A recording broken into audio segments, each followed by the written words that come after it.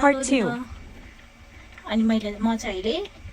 गोर्खामा छु अहिले चाहिँ बाहिर पानी पर्ला जस्तो भइरहेको क्या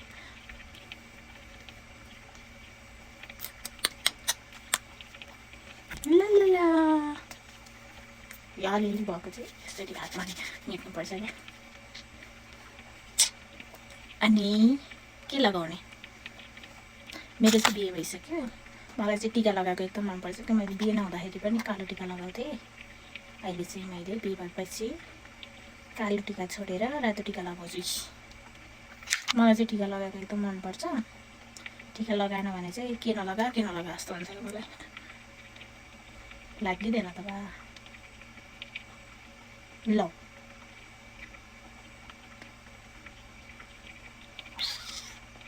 कस्तो देखियो अब म चाहिँ सिन्दुर लगाउँछु मेरो कपाल अहिले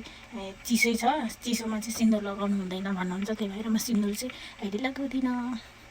सुकेपछि लगाएर अनि म चाहिँ यो वाला लिप ग्लस युज गर्छु क्या यसो यो पनि लगाइदिनु पर्यो ल ल ल ल ल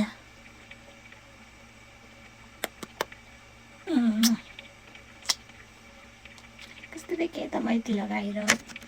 यतै धन्नै झरेन म चाहिँ यति हो क्या लगाउने फेरि राम्री भएमा बाई आजको लागि यति नै बाई